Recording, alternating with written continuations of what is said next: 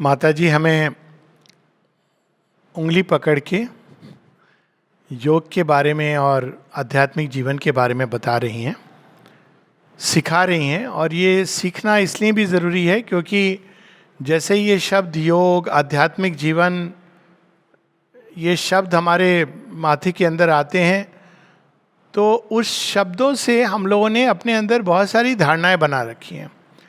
और ये धारणा प्रायः एक मॉडर्न जो टेंडेंसी है पॉपुलर करना किसी चीज़ को, प्रचलित धारणा है। जैसे अगर आप बात करो योग तो इमीडिएटली लोग समझते हैं कि फिजिकल एक्सरसाइज, शरीर के किसी अलग प्रकार की, अगर इसको फिजियोलॉजिकली बोले तो हम लोग कहेंगे आइसोमीट्रिक, आइसोटोनिक, ये दो प्रकार की एक्सरसाइजेज, उसमें योग आसन will come under one category. और आध्यात्मिक जीवन से एक दूसरी धारणा आती है। आध्यात्मिक जीवन से लोगों के अंदर धारणा आती है कोई व्यक्ति जिसने एक रंग का कपड़ा पहन रहा है, या कोई जिसने अपने वाइफ को, हस्बैंड को छोड़ दिया, खुशी खुशी नहीं, मतलब वो अब योग की यात्रा के लिए उन्होंने छोड़ दिया, बच्चों को छोड़ दिया, परिवार छोड़ दिया, समाज को छोड़ दिया, तो वो आध्यात्मिक जीवन बाय डिफॉल्ट वो आध्यात्मिक जीवन जी रहा है। मेरी तो इस तरह की बड़ी इंटरेस्टिंग कई चीज़ें हुई हैं। एक छोटी सी कहानी याद आ रही है कि एक बार मैं एक पर्टिकुलर आश्रम में गया था, तो वहाँ पे कोई व्यक्ति थे, वो बड़े बड़े कीन थे कि मुझे उनके फोल्ड में ले लें। तो मैंने कहा मुझे नहीं, ना आवश्यकता है, ना मेरे अंदर कोई इस तरह की अभिप्सा है, मेरा अपना पथ है जो मुझे मिल चुका है कृपा से। तो पर वो बड़े इंसिस्ट कर रहे थे, तो इंसिस्ट करने में उन्होंने कहा आप तो ऑलरेडी आधे संत हो। तो मुझे अजीब लगा कि संत वाली तो कहीं से कोई बात नहीं है। तो उन्होंने कहा कि आप वेजिटेरियन हो, शराब आप पीते नहीं हो, सिगरेट पीते नहीं हो, तो आप ऑलरेडी संत हो, आधे संत हो, पूरे संत नहीं हो। तो उन्होंने कहा इन चीज़ों के लिए कोई, इन चीज़ों का क्या लेना देना इससे। इसको स्वामी विवेकानंद ने कहा है किचन स्पिरिचुअलिटी। ऑफ कोर्स इसका रिवर्स लॉजिक नहीं लगानी चाहिए कि हम कुछ भी करते हुए यात्रा पे जा सकते हैं, ये अर्थ नहीं है। लेकिन आध्यात्मिक जीवन का इन बाहरी चीज़ों से कहीं अधिक आंतरिक अवस्थाओं से इसका आकलन होता है। और आध्यात्मिक जीवन के मार्ग पे चलने के बारे में जो धारणा है वो ये है कि कितनी देर एक मंत्र लेके हम लोग बैठ करके ध्यान लगा सकते हैं। ध्यान करने की भी जब बात आती है तो आंखें बंद करके ध्यान लगाना, आंखें खुली हुई हैं तो मतलब आपका ध्यान नहीं लग रहा है। तो ये सारी बहुत सारी हमारे अंदर धारणाएं हैं जो अगर हम वास्तव में भारतीय स्क्रिप्चर्स को देखें, वेदों को अगर देखें, उपनिषदों को देखें और गीता को देखें, तो स्पष्ट हो जाएगा कि ये सारी धारणाएं वहाँ पे नहीं है। वहाँ एकदम अद्भुत रूप है। Yoga is to come in contact with the divine, दिव्य चेतना के संपर्क में आना। संपर्क में आने के पहले हम उसके बारे में कुछ पढ़ते हैं, सुनते हैं, श्रवण मनन, रिफ्लेक्ट करते हैं, इस प्रकार से प्रारंभ होता है। फिर जिसके बारे में हम पढ़ रहे हैं या कोई ऐसा व्यक्ति जिसने देखा है, जाना है, उनसे हम सुनते हैं, तो कहीं ना कहीं जो तैयार हैं योग के लिए उनके हृदय में एक भाव उठता है कि हमको भी इस रास्ते पर चलना चाहिए। अब ये सारे इनडायरेक्ट कॉन्टैक्ट हैं। फिर एक दिन कुछ ऐसा होता है और वो कई रूप में आ सकता है। किसी स्थान पे जाते हैं और हमको बहुत अद्भुत लगता है, हमको स्वयं नहीं समझ आता कि ऐसा क्यों हो रहा है। किसी नाम से, किसी पर्टिकुलर पुस्तक में हमको लगता है यही है जो हमारे अंदर ज्ञान के चक्षु खोल सकती है। इस प्रकार से हम प्रारंभिक कांटेक्ट में आते हैं। फिर एक आंतरिक कांटेक्ट प्रारंभ होता है जिसमें भगवान के स्पर्श से शांति, विशालता, हृदय के अंदर एक अद्भुत प्रेम सारे जगत के लिए, ईश्वर के लिए, ये सब चीज़ें हमारे कांटेक्ट के प्रारंभिक लक्षण होते हैं। और इस पर आगे बढ़ते जाएं तो वे चीज़ें जो हमको बहुत डिस्टर्ब करती थीं अब वो हमें परेशान नहीं करती हैं। मानो कोई एक ऐसा कुशन या कोई ऐसी चादर, चेतना की चादर हमारे चारों तरफ आ गई है जो हमको सुरक्षित भी कर रही है। और धीरे धीरे वो जो दूर दिखते थे पास आने लगते, मन रमने लगता है। और यहाँ तक कि अगर फिर कोई कहता है कि क्या भगवान है, तो ये मन के कौतूहल का या विवेचना का विषय नहीं रह जाता। वो एक स्पष्ट होता है कि भगवान ही हैं और बाकी चीज़ों का हम नहीं कह सकते कि है कि नहीं है। तो इसको कहते हैं रिवर्सल ऑफ वैल्यूज। पूरा रिवर्स हो जाती है हमारी चेतना, रिवर्सल। जैसे अभी हम बाहर से अंदर की ओर आते हैं, लेकिन तब पूरे हमारे जीवन के मूल्य, देखने की दृष्टि, कर्म करने की गति, प्रवृत्ति, मंतव्य, मोटिव सब बदल जाते हैं। तो ये होता है आध्यात्मिक चेतना की ओर हमारी यात्रा। और भी बहुत कुछ होता है, और वो तो खैर जैसे जैसे व्यक्ति आगे बढ़ता है उसको इनर गाइडेंस और अनेक प्रकार के अनुभव। तो माता जी यहाँ पर, माता जी से किसी ने एक प्रश्न किया है, is not an increasing effort of meditation needed, and is it not true that the more hours you meditate the greater progress you make? क्या ध्यान के लिए ज्यादा समय देना इसका संकेत नहीं कि हम आध्यात्मिक जीवन की ओर बढ़ रहे हैं? फिर इसी प्रश्न को घुमा के पूछा, टॉप स्पिन गुगली, कि क्या जितने घंटे हम मेडिटेशन पे, ध्यान पे बैठ पाते हैं, क्या ये इसका प्रमाण नहीं कि हम आध्यात्मिक जीवन में बढ़ रहे हैं? डिसाइपल को लगा होगा कि पता नहीं कहीं दोनों तरह से, यानी ध्यान का आध्यात्मिक जीवन से क्या संबंध है। माता जी कहती हैं, The number of hours spent in meditation is no proof of spiritual progress. कई बार मैंने इसको एक कहानी के माध्यम से भी बताया है, कहानी के माध्यम से कि मेडिटेशन के लिए लोग जाते थे, सत्संग, उसके बाद ध्यान, और लोग बैठते थे बड़ी देर। तो दो मित्र जाते थे, तो एक मित्र इतने ध्यान में चला जाता था, अब उसको प्रतीक्षा करनी होती थी, लेकिन वो ये भी लगता था कि देखो कितने अच्छे ध्यान में, ध्यान कितना अच्छा करता है। उसको ईर्ष्या भी होती थी। ये स्पिरिचुअल लाइफ में भी ये सब होती है ना, जेलसीज, कंपटीशन। तो एक दिन वो ज़्यादा ही ध्यान में चला गया, तो इसको थोड़ी अब जल्दी थी, तो उसने हल्का सा उसको, सब चले गए हैं, चलो सॉरी तुमको ध्यान से बाहर ला रहा हूँ। कहते अरे अरे अच्छा हुआ तुमने मुझे जगा दिया। कहा ध्यान नहीं, इतना बोरिंग लेक्चर होता है, मैं सो जाता हूँ, यहाँ बड़ी अच्छी नींद आती है मुझे। अब ये हम लोग समझते हैं आंख मूंदी है, ऐसे बैठे हैं, उस तरह से बहुत इंप्रेस होते हैं। ये बड़ी एक मानसिकता है। और अगर व्यक्ति ने एक प्रकार के कपड़े पहने हैं तो हम बहुत अधिक इससे इंप्रेस होते हैं। लेकिन अगर हम गीता की तरफ भी जाएं, श्री कृष्ण अर्जुन को गीता, जो जिसको कहा जाता है कि उपनिषदों का निचोड़ है, और श्री कृष्ण को हम योग योगेश्वर मानते हैं, तो श्री कृष्ण गीता कहाँ दे रहे हैं अर्जुन को? बैटल फील्ड पर। अगर सच में योग, संन्यास और ध्यान की बात होती तो श्री कृष्ण को तो ये कहना था, देख अर्जुन युद्ध लड़ ले, बाद में जाकर के तो योग करना, पाप धोने के लिए चले जाना, पास में माँ सरस्वती हैं, वहाँ बैठ करके किनारे में तू ध्यान करना और तेरे पाप धुल जाएंगे, पर अभी तो तुझे युद्ध लड़ना है क्योंकि ये तो बात सर्वाइवल की है। लेकिन ऐसा नहीं करते हैं। उस घोर कर्म में योगनिष्ठ होके करने का तरीका बताते हैं। पूरी की पूरी गीता युद्ध करते समय, युद्ध के समय, युद्ध के पहले, युद्ध के बाद, यानी पूरे जीवन को योग में कैसे बनाए। तो माता जी इसी सत्य को पुष्टि कर रही हैं। ये नहीं कि कोई एकदम, इसमें कोई एकदम नई बात नहीं बता रही है, लेकिन वो नए प्रकार से बताना पड़ रहा है, क्योंकि कालांतर में हम लोग योग को संन्यास, मोक्ष, मोक्ष यानी जन्म कर्म में नहीं आए, मोक्ष का एक दूसरा अर्थ है, वो सुंदर अर्थ है, यानी अज्ञान से मुक्ति, अचित अंधकार से मुक्ति, और हम लोग आध्यात्मिक जीवन को आंखें मूंद कर, संसार से भागकर ये समझते हैं। तो वो फिर से उसी सत्य को, सनातन सत्य को स्थापित कर रही हैं कि कितने घंटे तुम ध्यान में बैठे हो ये प्रमाण नहीं है तुम्हारे आध्यात्मिक प्रगति का। It is a proof of your progress when you no longer have to make an effort to meditate. ये नहीं कि हमको बैठना है, ध्यान करना है। जब तुम्हारे अंदर में एक ऐसी कोई चीज, और इसको मिस्टिक्स ने कहा है, अपने ढंग से कहा है। कबीर कहते एक जगह, साधो सहज समाधि भली। ये नहीं कि तुम ध्यान कर रहे हो ऐसे बैठ करके, अंदर में तुम्हारी चेतना, क्यों एफर्ट नहीं करना पड़ रहा है? क्योंकि जैसे किसी को प्रेम करता है व्यक्ति, उसको याद करने के लिए एफर्ट थोड़ी करना पड़ता है। जैसे कई बार लोग कहते हैं ना, मिस यू। अब मिस यू आप किसको बोलते हो? जिसको आपने जो आपके साथ है। यही तो उद्धव सीखते हैं राधा से, कि जब पूछते हैं वो आप मिस नहीं कर रहे हो कृष्ण को, ये बाकी सारी गोपियां तो बावले हुए जा रहे हैं, आप मिस नहीं कर रहे हो। कहते मिस उसको किया जाता है जिसको हमने खोया हो। जो मेरे साथ हैं सदा, उनको मैं मिस क्यों करूंगी? मैं तो आनंदित हूं क्योंकि वो मेरे साथ हैं सदा।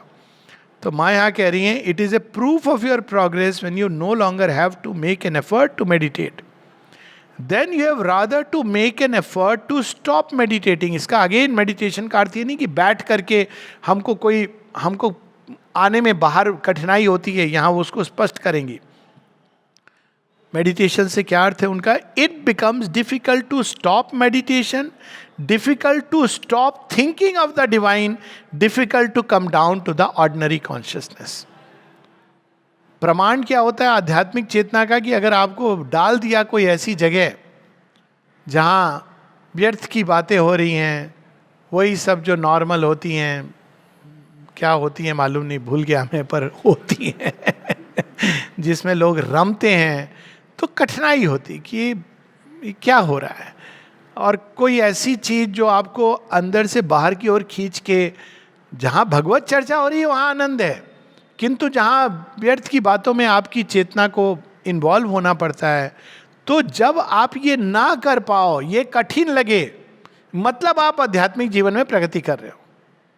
ये मेडिटेशन से उनका अर्थ है कि साधारण जीवन में साधारण चेतना, शादी हो रही है, चलो चले गए, लोग बहुत खुश होते हैं, 6 महीने बाद हमारे इसकी शादी है, तैयारी हो रही है, कपड़े कौन जाएगा, क्या कपड़े, क्या गिफ्ट लेंगे, वैसे रोज मेडिटेट कर रहे हैं। जिस दिन ये लगे उफ जाना पड़ेगा उसमें, अच्छा हम कम से कम कैसे जाएं कि बस गिफ्ट दे के आ जाए, उसमें भी कितना हम व्यर्थ की चीजों का अवॉइड कर सके, केवल बेयर मिनिमम कुछ होते हैं कर्तव्य जो करने पड़ते हैं।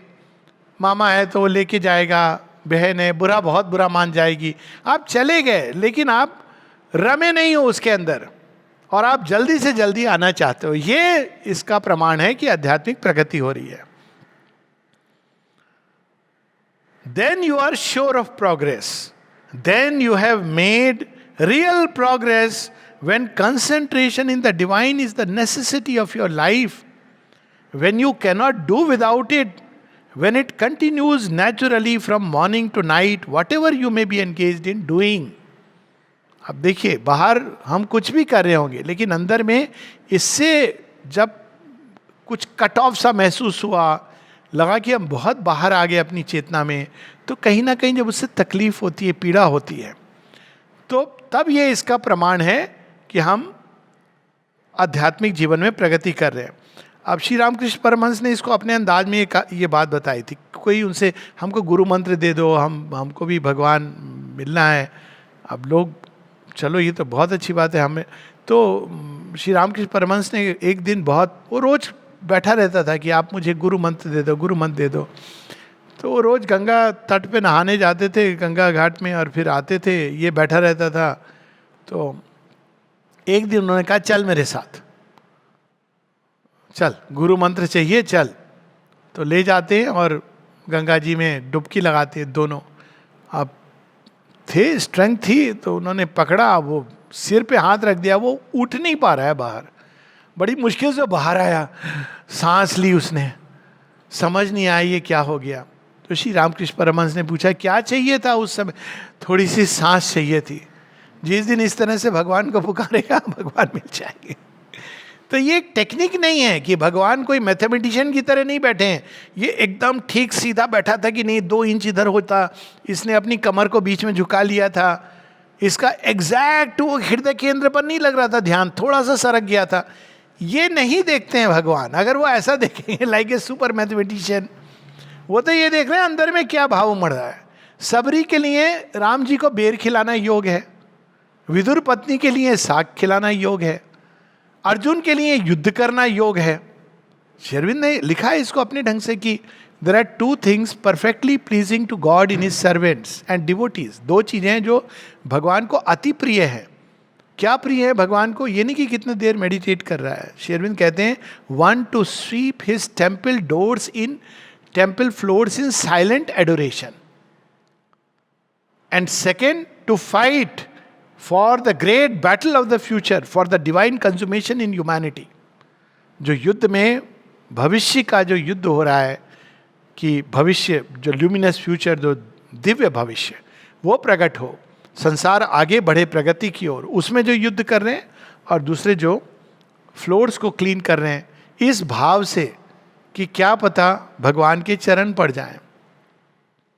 इसका टेम्पल फ्लोर का ये नहीं कि अब हम टेम्पल ढूंढ करके करें, अपने घर से अच्छा और अपने हृदय से बढ़िया कहाँ मंदिर है, तो जहाँ भी हम हैं उसको मंदिर बनाएं, उसको सुंदर इस भाव से कि अगर अचानक भगवान आ गए तो कैसे आएंगे। तो इस तरह से जो जी रहा है। फिर माँ स्पष्ट करती, what ever you may be engaged in doing, कोई काम ही कर रहे हैं, अगर हम हाथों से काम कर रहे हैं, किसी प्रकार का काम कर रहे हैं, whether you sit down to meditation or go about and do things and work, what is required of you is consciousness. That is the need to be constantly conscious of the divine. पहली चीज है कि सचेतन होना, consciousness. Mechanically करे जा रहे हैं चीजें, और आप देखें कि फर्क पड़ जाता है जब हम मैकेनिकली कोई चीज करते हैं, तो सच में बेढंगा सा होता है वो काम, कुछ उसमें उल्टा पुल्टा कुछ, इट्स नॉट हारमोनियस। तो सचेत होके करना है, हम सचेत होते हैं, कॉन्शियसनेस वही एक स्टेप हो जाता है। दूसरा, हम कॉन्शियस हो गए, अब किस लिए हम करें, इसलिए नहीं कि हमको इससे क्या लाभ होगा, हमको धन मिलेगा, रिवार्ड मिलेगा, किंतु माँ को अर्पित करके, इस तरह से जब हम करते हैं तो धीरे धीरे we become conscious of the divine. अब डिसाइपल भी, महान गुरु के महान डिसाइपल पूछते हैं, but is not sitting down in meditation, but is not sitting down to meditation in indispensable discipline, and does it not give a more intense and concentrated union with the divine. कि माँ आपने तो ये कह दिया कि जो हो जैसे हो, जब भी खाते पीते घूमते फिरते काम काज करते सब करते, सोते जगते तुम भगवान के बारे में सोचो। यहाँ उन्होंने यूज किया है थिंकिंग ऑफ द डिवाइन, इस भाव से कि मुझे आपसे एक होना है। पर फिर भी माँ थोड़ा मेडिटेशन का डिसिप्लिन तो चाहिए, ऐसे थोड़ी, मतलब कह नहीं रहा है पर अंदर में ये भाव है। माँ कहती हैं हो सकता है, but that may be, but a discipline in itself is not what we are seeking. हो सकता है किसी के लिए, और आवश्यक भी होता है कभी कभी बैठो, लेकिन अपने आप में ये एक डिसिप्लिन नहीं है जिसको हम, कि रोज हम जा करके 1 घंटे हम बैठ गए मेडिटेशन में, हमारा काम हो गया। अब 23 घंटे भगवान को अपना काम करना है, और उसमें हम सब मांग लेते हैं। अब ऐसे भी किसी ने क्वेश्चन किया, मेरे बच्चे को ये प्रॉब्लम है, स्कूल में ये प्रॉब्लम हो रही है, वो प्रॉब्लम हो रही है, तो आप मुझे बता दो सावित्री से मैं कौन सा कैंटो पढ़ूं।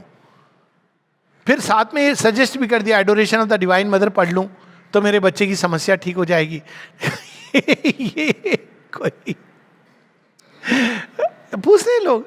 अब ऐसा नहीं कि अगर आप इस भाव से पढ़ोगे तो ना ठीक हो जाए, लेकिन ये अप्रोच नहीं है कि हम 1 घंटे हमने बस पढ़ लिया, अब आपको करना है, हमने डिपॉजिट कर दिया, हमारा जो काम था हमने कर दिया। तो माता जी यहां समझा रही हैं, what we are seeking is to be concentrated on the divine in all that we do, at all times, in all our acts and in every movement. और कोई भी एक्ट सर्वकर्माणी, लिटरली सर्वकर्माणी, जब युद्ध जैसा घोर कर्म जहां मरने मारने की बात है उसमें हम कंसंट्रेटेड रह सकते हैं, तो बाकी सारे एक्ट्स तो फिर भी सिंपल है। फिर माँ बताती हैं कि डिसिप्लिन की बात की ध्यान जरूरी है कि नहीं।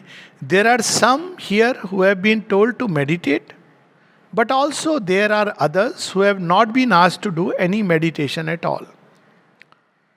तो एक तो यहाँ पे थे जो हॉकी पढ़ाते थे, कश्मीर से आए थे, उनका परिवार अभी भी है, बहुत अच्छे सज्जन थे, और उनका काम माने यही दिया था कि हॉकी सिखाओ। उनको हॉकी आती थी तो हॉकी सिखाने का काम दिया था। तो उन्होंने माँ से एक दिन पूछा कि माँ मुझे कुछ आप मेडिटेशन के बारे में बता दो, मैं करूँ। तो माँ ने वो पत्र उन्होंने स्वयं मुझे दिखाया, you do not need to meditate, work is enough. और फिर उसके बाद लिखा, if you meditate you will make progress, but if you do work with the right attitude you can meditate, you can progress 10 times more. He showed me. मैं बहुत आनंद आया देख करके. 10 गुना अधिक. क्यों? क्योंकि मेडिटेशन में केवल एक माइंड का एक हिस्सा हमारा ध्यानस्थ होता है. शरीर, प्राण ऊर्जा, हृदय, ये सब उस समय या तो हम जबरदस्ती कहते हैं, जैसे क्लासरूम में बच्चों को चुप करके बैठो, तो वो नहीं इन्वॉल्व हो रहे, वो एंगेज नहीं हो रहे डिवाइन के साथ. तो जब हम उससे बाहर आते हैं, ये यदि मेडिटेशन कोई कर भी रहा है, अच्छे से ध्यान कर भी पा रहा है, वो उसकी बात हो रही है. जो नहीं कर पा रहा है, केवल उसने खाना पूर्ति कर दी, 1 घंटे का मैंने मेडिटेशन कर दिया, उसकी बात ही नहीं हो रही है. कोई कर भी पा रहा है, तो जब वो उठेगा, तो चूंकि ये हिस्से एंगेज नहीं हुए हैं, भगवान के साथ जुड़े नहीं हैं, तो ये उपद्रव पैदा करेंगे. मेडिटेशन से बाहर निकलकर कभी कभी और भी वर्स हो जाएगा व्यक्ति. तो यहाँ माँ ये सब चीजें बता रही हैं. But it must not be thought that they are not progressing. They to follow a discipline, but it is of another nature. एक बड़ी सुंदर कहानी. अमल किरण एक पेंटिंग बना रहे थे, तो आई थिंक अमल किरण की है, हो सकता है किसी अन्य की हो. तो पेंटिंग बना के जब वो माँ के पास गए, तो माँ ने बताया कि ये हिस्सा बहुत सुंदर है, और माँ मुस्कुराने लगी. तो उनको बड़ी शर्म आई, क्योंकि उतने ही पार्ट में उन्होंने माँ को स्मरण करके बनाया था. बड़ी इंटरेस्टिंग ऐसी कहानी कि वो किस तरह से ध्यान रखती है हर एक चीज का. आज ही पढ़ रहा था उषा बहन का, या देख रहा था कहीं पर, अचानक कोई एक क्लिपिंग. उषा बहन थी यहाँ पे, पेंटिंग भी करती थी. तो एक बार हुता उनको ले जाती थी साथ में, सामान उमान पकड़ करके ले जाने के लिए. तो बाहर में रख के फिर ही चली आती थी. तो फिर बीच में एक लंबा पीरियड था जब माँ ने नहीं बुलाया और ये नहीं गई.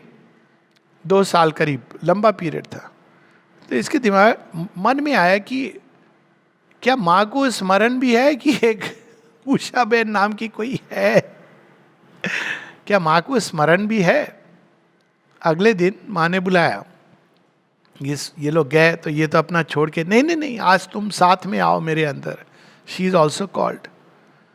तो जैसी वो अंदर जाती हैं, तो माँ जोर से शब्दों में कहती हैं, आवाज ऊंची, so you thought I do not think about you.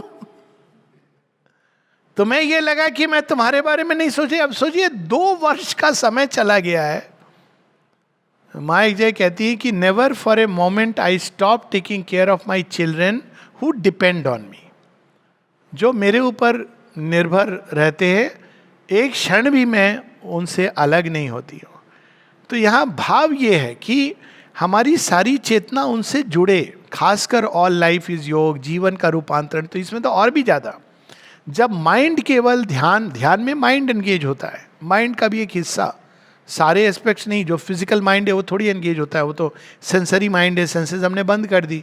कई लोग आंखें भी बंद कर देते हैं, कान भी बंद कर देते हैं, क्योंकि आपकी सेंसरी माइंड नहीं इन्वॉल्व हो रहा है.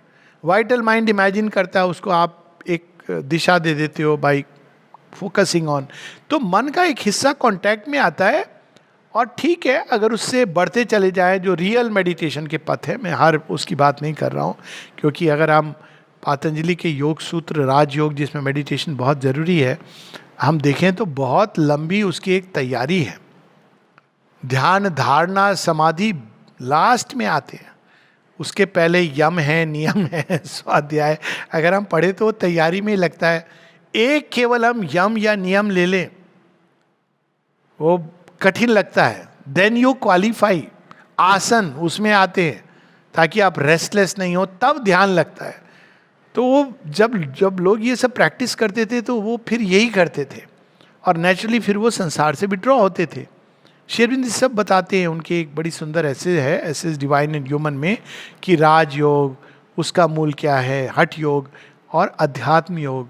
तो ये अध्यात्म योग की बात कर रहे हैं, जहाँ वो सारी चेतना, समग्र चेतना भगवान के कांटेक्ट में आएगी. तो फिर वो बताती हैं कि वो किस तरह का डिसिप्लिन है. To work, to act with devotion and an inner consecration is also a spiritual discipline. दिखता नहीं है. काम करने जा रहे हैं, हम ऑफिस में जा रहे हैं, क्यों जा रहे हैं? माता जी का काम कर रहे हैं, माता जी के काम करने के लिए. अब कई लोग इसके लिए अपना कुछ करते हैं, एक छोटी सी चित्र रख लिया, एक पुस्तक रख ली, जिससे वो किसी ना किसी तरह ये स्मरण रहे उनको कि यहाँ मैं, जब मन के अंदर आता है कि ये व्यक्ति को प्रमोशन मिल गया, मैंने तो काम ज़्यादा किया था, उस समय वो मन से उस भाव को हटाते हैं कि मैं यहाँ माँ की सेवा कर रहा हूँ, या मैं, मेरी यहाँ कुर्सी पर है, या भगवान के चरणों पर है. तो जब जब इस तरह के भाव उठते हैं, एम्बिशन आता है, कामनाएं आती हैं, तो वो उन सबको हटाता है. इसीलिए निष्काम कर्म इत्यादि ये सब जो गीता का योग है. तो to work, to act with devotion for the divine, with devotion, with consecration, कि ये काम मैं आपके लिए कर रहा हूँ. तो काम अच्छा करेंगे हम नेचुरली, क्योंकि भगवान के लिए जब कर रहे हैं तो हम ऐसे नहीं कि कुछ लोग होते हैं हर जगह, ये कोई स्थान विशेष का नहीं है, इतने क्रोध में रहते हैं. बहुत पहले की एक बार बात है, 17 नवंबर के दिन में ऐसी, जैसे कई बार लोग आते हैं बैंगलोर से, अचानक आ गया, तूफान उफान हो रहा था कि नहीं 17 नवंबर चलो चलते हैं, पता नहीं छुट्टी थी शायद, संडे, अचानक प्रोग्राम बना, बस लेकर के आ गए, बड़े प्रसन्न, 17 नवंबर को आ गए, आज हम दर्शन करेंगे. लेकिन अब रुकना है थोड़ी देर के लिए, तो आ गया एक गेस्ट हाउस, ना ही वर्णन करूं तो जा करके मैंने, आश्रम का गेस्ट हाउस, वहाँ उनसे कहा कि मैं आया हूँ और मुझे आज भर के लिए कमरा. ऐसा मैंने सुना, मेरे जीवन में मेरे माता पिता ने कभी डांटा नहीं. मुझे लगा मैंने अपराध कर दिया है कोई, आ करके इस तरह से, ऐसे थोड़ी मिलता है, वैसे नहीं मिलता है. तो मैंने उनसे केवल ये कहा कि आपने ब्रेकफास्ट नहीं किया क्या? तो उनको समझ नहीं आया क्यों. मैंने कहा आप इतने क्रोधित क्यों हो रहे हैं भैया, ये बात मुझे ठीक से समझा दो, मुझे नहीं पता है कि इतने सारे प्रॉब्लम्स आपके सिर पर मैं लेके आया हूँ. मेरा एक उस दिन थोड़ा ह्यूमरस एटीट्यूड था, तो और आया था और खुश भी हो रहा था अंदर कि क्या फ़र्क पड़ता है. कई बार ऐसे आता था मैं कि समुद्र तट पे रह लूँगा, क्या फ़र्क पड़ता है. नहीं भैया गुस्सा क्यों रहे हो. अब देखिए, ये आप रह रहे हो, बाहर से माता जी का काम कर रहे हो अपेरेंटली, लेकिन आप डिवोशन से नहीं कर रहे हो. अगर डिवोशन से करते तो जो आ रहा है आपके पास, आपके अंदर ये भाव आता कि ये माँ को उसमें, उसके अंदर भी देखते. ये सब करना पड़ता, अंदर की एक डिसिप्लिन है. मेरे साथ हुआ है, मैंने कैच किया एज ए डॉक्टर, आप निकलने वाले हो, अचानक लास्ट मिनट कोई आ गया, आपका कहीं काम है, आपको जल्दबाजी है, एक अंदर में आता है उफ इस समय, तो आप इसको हटाते हो. आप उसको बैठा के या चलते चलते बात करते हो, और आपको अपने अंदर से उस जो स्पंदन हुआ है उसको you have to remove it. अब ये कोई चीज़ बाहर कोई नहीं देख रहा है. कभी कभी अगर एक्सप्रेस हो गया तो आप माँ से प्रे करते हो कि इस तरह की चीज़ ना हो. तो ये होता है कॉन्सेक्रेशन, डिवोशन के साथ. क्यों? क्योंकि आप माँ के लिए कर रहे हो और माँ को रिप्रेजेंट कर रहे हो कहीं ना कहीं. तो यहाँ पर ये बात है कि to work, to act with devotion and an inner consecration is also a spiritual discipline. The final aim is to be in constant union with the divine, not only in meditation but in all circumstances and all the active life. आप उस तरह से देखें तो सारे circumstances योग के लिए साधन बन जाते हैं. अभी हम लोग आए, अब ये टूट गया है, ये हो गया है, वो हो गया है, तो अभी क्या करें? या तो हम अरे क्या इन लोगों को जरा सी भी अकल नहीं है, मालूम है इसको, या दूसरा है काम होना है, माता जी का काम है, चलो हम लोग ऐसे करते हैं, and then we do it. अब ये जो अंदर में शिफ्ट हुआ, ये जो प्रोसेस है, ये बाहर नहीं दिखती है, लेकिन this is the whole approach. अब माँ और इंटरेस्टिंग बात बता रही हैं. There are some who when they are sitting in meditation get into a state which they think very fine and delightful. ध्यान बैठे, अब नींद लगी या ध्यान हुआ, जैसे भी आपको अच्छा लगता है अंदर में, एक समय जब आपको कोई डिस्टर्ब नहीं करेगा होपफुली, तो उसमें भी आ जाते हैं लोग डिस्टर्ब करने. कभी कभी आपने फ़ोन बंद किया कि नहीं क्या, बैठे थोड़ा प्रणाम कर लेने दो, पर हो जाता है ऐसा. They sit self complacent in it and forget the world. अब संसार बाहर है तो जो डिस्टर्ब करने वाला है ही नहीं, तो आप वहाँ बैठे हो आराम से. But if they are disturb they come out of it angry and restless because their meditation was interrupted. तो ऐसी भी एक माता जी की कहानी है जहाँ कोई काम कर रहे थे, कारपेंट्री का वर्क, तो कोई ध्यान पर बैठे थे. उन्होंने जाके उनको कहा कि आप नहीं कर सकते, ये सब मुझे डिस्टर्ब हो रहा है, मैं मेडिटेशन कर रहा हूँ. तो फिर उन्होंने माता जी को बताया, जिनको काम दिया था माँ ने ये जो काम करने का, और यही समय था कि माँ मैं क्या करूँ. कहते नहीं नहीं, तुम अपना काम करते रहो, उसको ध्यान करना नहीं आता है. और एक तो बड़ी मज़ेदार है सहाना दी की कहानी. तो वो लोग राधास डांस और इट डॉन्ट डांस वो सीखने के लिए, तो उनको कोई जगह चाहिए थी. तो उन्होंने जब जब वो नीचे मेडिटेट करते थे, ऊपर में उनको जगह दी कि वो बोलने आई श्री अरविंद से कि लेटर लिखा कि हम लोग वहाँ पे डांस करने की अगर स्वीकृति मिल जाए तो हम लोग वहाँ प्रैक्टिस करेंगे. तो श्री अरविंद ने अपने ह्यूमरस अंदाज में लिखा, he is too serious to be danced over.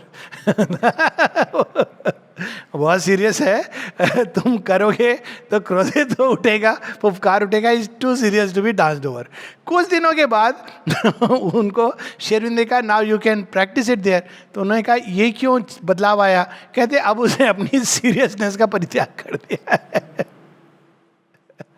मतलब ये उन्होंने चेंज भी किया उसके अंदर. ये ऐसे नहीं कि उसने परित्याग किया, कि ये एक अप्रोच होती है. कई लोग बड़े डिस्टर्ब्ड हो जाते हैं, तो डिस्टर्ब्ड होकर उससे निकलते हैं. तो इस प्रकार के मेडिटेशन का ऑब्वियसली आपने केवल एक खाना पूर्ति कर दी. इसलिए माँ बताती हैं there are some, this is not a sign of spiritual progress और discipline. There are some people who act and seem to feel as if their meditation were a debt they have to pay to the divine. 1 घंटे हम बैठ गए, हमारा काम हो गया. कैसे भी बैठे ये अब वो अलग बात है. हम बैठ गए, हमने आपके रजिस्टर में नाम लिख लेना. They are like men who go to church once a week and think they have paid what they owe to God. हम जानते हैं माता जी की वो कहानी, जब शिप में आ रही थी तो पादरी ने देखा, तो वो होती है ना कि ये तो क्रिश्चियन ही होंगी. उनको कहा कि संडे को सब लोग जा रहे थे हैट वैट पहन के, टाई पहन के, कि चर्च में वो संडे को चर्च होता है, तो आप चलेंगी आप क्यों नहीं जा रही. सब देख रहे हैं उनको उत्सुकता से, उनको कोई इंटरेस्ट नहीं है, वो समुद्र को देख रही हैं. तो आप जाएंगी नहीं, जाएंगी नहीं. माँ ने कहा नहीं मुझे नहीं जाना है. बाद में वो 2 पादरी जो थे उन्होंने कहा कि आप क्यों नहीं आई.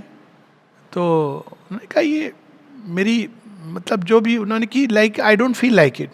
क्या आप ईश्वर में विश्वास नहीं करती हैं. कहती तुम्हारे ईश्वर में नहीं विश्वास करती हो.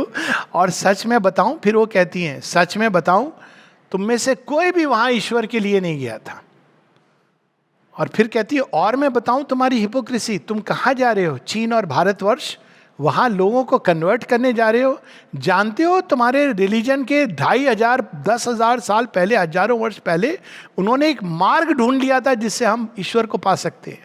तुम उनको बदलने के लिए जा रहे हो, तुम तो हिपोक्रिट्स हो. उसके बाद वो, और माँ बताती है, डिस्क्राइब करती है कि जैसे ही ख़त्म हुआ संडे चर्च, सब बाहर निकले और स्मोक उठाई, ड्रिंक उठाई, बार में जाके उन्होंने यथावत प्रारंभ कर दिया अपना जीवन, ताश खेलना शुरू कर दिया. तो माँ कहती कि इस तरह की चीज़ को लोग समझते हैं कि हमने संडे के दिन भगवान को दे दिया, अब बाकी दिन भगवान करें, तो we have deposited. If you need to make an effort to go into meditation, you are still very far from being able to live the spiritual life. When it takes an effort to come out of it, अब यहाँ वही meditation की, भगवान का ध्यान, उनके बारे में स्मरण, सोचना, then indeed your meditation can be an indication that you are in the spiritual life. अब लास्ट में जो कह रही हैं बहुत पावरफुल है. कई बार कहते हैं ना सत्य को सुनना साधारण नहीं होता है, उसके लिए भी बहुत हौसला चाहिए. There are disciplines such as Hatha Yoga and Raj Yoga that one can practice and yet have nothing to do with the spiritual life. माँ कह रही है, मतलब इट इज नॉट समथिंग कि ऐसे डिसिप्लिन है, क्योंकि साधक ने डिसिप्लिन की बात की है जिसमें आप बैठ करके ध्यान करते हो, नियम से एक प्रोसेस बताई गई है, और मैं मिला हूं ऐसे लोगों से, एंड विदाउट ए डाउट ना कोई बुद्धि का विकास हुआ, ना हृदय के अंदर ईश्वर के लिए भाव आया, केवल वो बाहरी बाहरी चीज चल रही है, बरसों से एक अभ्यास कर रहे हैं। तो माँ कहती है ऐसे डिसिप्लिन से हठ योग और राजयोग, श्री अरविंद इसी चीज को अपने एसेज में बताते हैं। कहते हैं हठ योग के द्वारा तुम बॉडी कंट्रोल पे आते हो और राजयोग के द्वारा माइंड कंट्रोल पे आते हो। इसमें स्पिरिट, स्पिरिचुअलिटी, सोल का कोई मेंशन नहीं है। और फिर वो बताते हैं कि हठ योगी कई बार बहुत अहंकारी हो जाते हैं, ये नेचर है। और अगर आप हिस्ट्री देखो हठ योगीज की, यू विल फाइंड। और राजयोगीज उनके अंदर एक दूसरे तरह के साइकिकल एक्सपीरियंसेस जिसको वो समझ, the former arrives mostly at body control, the latter at mind control. तो आप शरीर के ऊपर कंट्रोल, अच्छी बात है अगर आपको कंट्रोल करना है, माइंड कंट्रोल, लेकिन ये आध्यात्मिक जीवन नहीं है। मुख्य बात ये है, आप कर रहे हो तो आपको पता होना चाहिए कि ये क्या है। क्या है? राजयोग के द्वारा आप मन के ऊपर संयम, एक कंट्रोल आता है, जो बुरी चीज नहीं है, लेकिन ये आध्यात्मिक पथ है, इसके द्वारा हम भगवान से जुड़ रहे हैं, इसका इल्यूजन नहीं होना चाहिए। And that is not the end, but to enter the spiritual life means to take a plunge into the divine as you would jump into the sea. And that is not the end but the very beginning, for after you have taken the plunge you must learn to live in the divine। कूद गए, कैसे कूदे? समुद्र कहाँ है? अब naturally कहीं ना कहीं कोई कांटेक्ट कि ये डिवाइन रिप्रेजेंट करते हैं हमारे लिए। रियल समुद्र में नहीं कूदना है पर अचानक कोई आपके सामने आ जाते हैं, कोई भाव जग जाता है, अभिप्सा जग जाती है और लगता है यही है, करने योग्य है, और फिर आप पूरी तरह अपने आप को उसमें डाल देते हो जाते हो उसमें। How are you to do it? You have simply to jump straight in and not to think where shall I fall, what will happen to me. It is the hesitation of your mind that prevents you. You must simply let yourself go. पूछते हैं लोग कई बार कि भाई आप वो सब ठीक है लेकिन ये क्यों कर डाला? अब कर दिया। It is like when you fall in love, ये आप कैलकुलेट नहीं करते हो। ये उस तरह की चीज है जो जितने भी हमारे मानसिक कैलकुलेशन से परे हैं। माँ कहती है अगर तुम कैलकुलेट करोगे तो तुम नहीं एंटर कर पाओगे। अगर कोई समुद्र के पास खड़ा होके जीवन भर यही सोचता रहे, अच्छा इसमें जाऊंगा तो कुछ हो तो नहीं जाएगा, इसमें कहीं मगरमच्छ तो नहीं है, इसमें कहीं सुना है शार्क मछली तो नहीं है, अगर मैं डूब गया तो क्या होगा।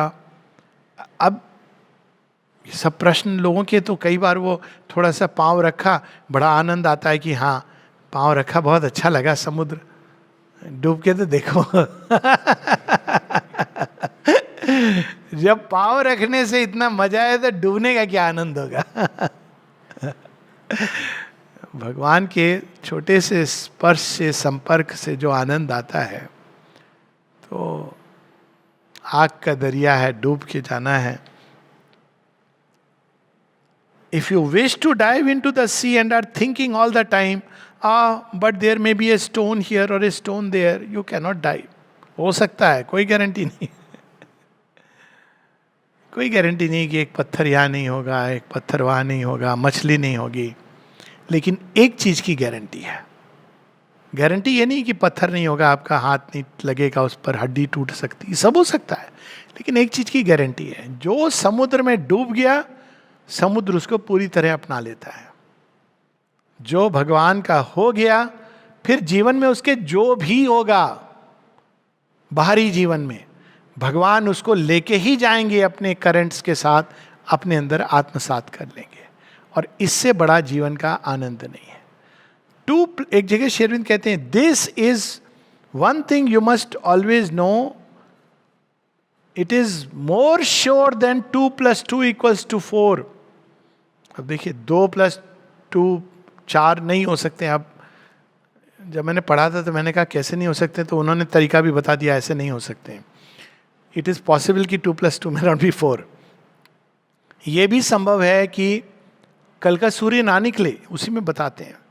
But it is more sure than the rising of tomorrow sun that he who has turned to the divine and given oneself to the divine, he will arrive no matter all his outer defects notwithstanding.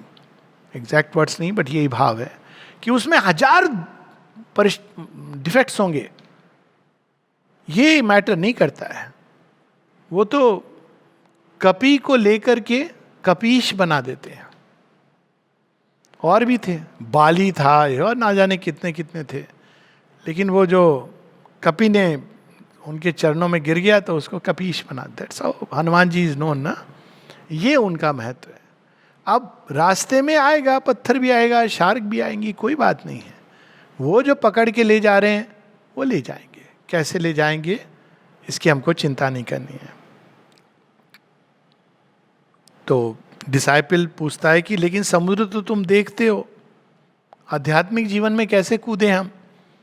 तो कहते हैं हाँ, माँ कहती तुम्हें कुछ glimpse तो होनी चाहिए डिवाइन रियलिटी की.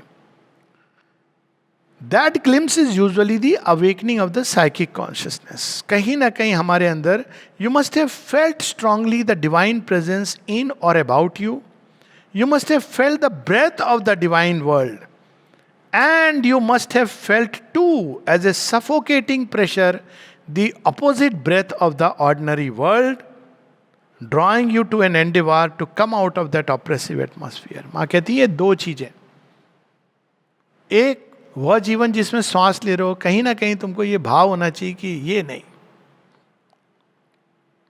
इसमें श्वास लेना पॉइजन है.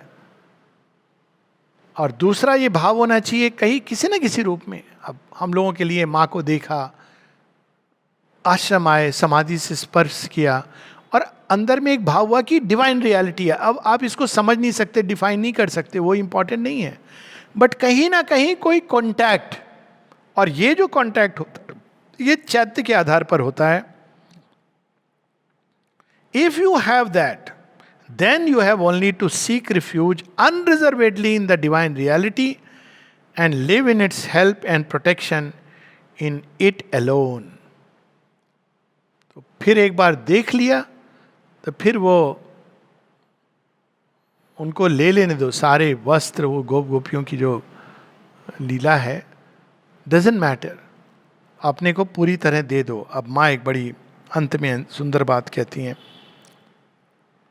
What you may have done in the course of your ordinary life, only partially, or in some parts of your being, or at times and on occasions, you must do completely and for good. That is the plunge you have to take. Take the whole and entire plunge, and you will be free from this outer confusion and get the true experience of the spiritual life. पहले भगवान खुद ही संकेत देते हैं. जिसको हम खोज रहे हैं वो हमें खींच रहा है. तो ग्लिम्स देंगे इधर उधर से. कभी उनका मोर पंख दिखाई दे गया, कभी पाँव की रुंझुन सुनाई दे गई, कभी कहीं फ्लूट का एक नोट कैच कर लिया, कभी कहीं से नाम सुना और बड़ा मज़ा आया, अरे वाह ये क्या नाम है. कभी गए और देखा, चित्र देखा और कहा आह ये है. कभी एक फ्रेज पढ़ ली. ऐसे वही कांटेक्ट दे रहे हैं. हमको लग रहा है ये लोग इधर उधर से नहीं हो रहा है, वही है छिपे हुए, बार बार आते हैं, देख मुझे, पकड़ मुझे. और एक दिन आते जब कहते बहुत हो गया, छुपन छुपाई नहीं. हियर आई एम, आपके चरणों में, भली बुरी हूं जैसी प्रभु जी राखो अपने पास. नमस्ते.